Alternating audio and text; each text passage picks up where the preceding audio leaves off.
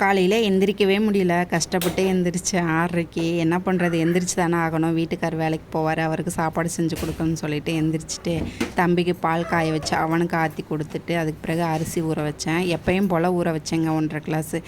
எங்கள் வீட்டுக்காரர் எனக்கு இன்றைக்கி சாப்பாடு வேணான்னு அரிசி ஊற வச்ச பிறகு சொல்கிறாரு, எனக்கு தெரியாது, நீ தான் வந்து நைட்டு பழைய சாப்பாடு சாப்பிட்ணும் அப்படின்னு. சரி நான் வந்து சாப்பிட்டுக்கிறேன் வச்சிரு அப்படின்னாங்க. அதுக்கு பிறகு அரிசி ஊற வச்சு அங்கிட்ட எடுத்து வச்சுட்டு நமக்கு ஒரு கிளாஸ் தண்ணி காய வச்சு சுடு தண்ணி குடிச்சிட்டு காய் எதுவும் வாங்கலைங்க. நேற்று ஞாயிற்றுக்கிழமைங்கிறனால கடையெல்லாம் கூட்டமாக இருக்கும். திங்கக்கிழமை ஒன்று கூட்டிகிட்டு போகிறேன் அப்படின்னு சொல்லிட்டாங்க எங்கள் வீட்டுக்காரு. வீட்டில் இந்த காய் தான் சௌ காய் ஒரு காய் இருந்தது, அதை மட்டும் தம்பிக்கு செஞ்சு பொரியல் செஞ்சு கொடுத்துர்லாம் ஒரு நேரத்துக்கு தானே அப்படின்னு சொல்லிட்டு விட்டாச்சு.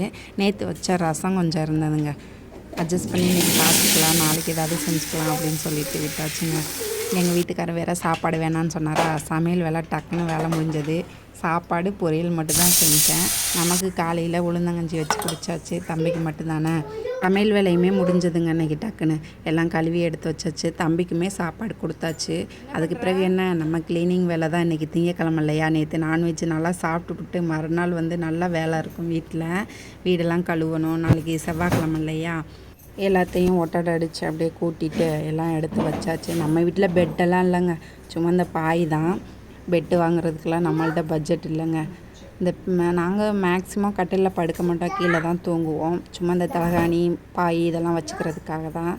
தம்பி வந்து எனக்கு எடுத்து கொடுத்து ஹெல்ப் பண்ணிக்கிட்டு இருந்தார் சார்.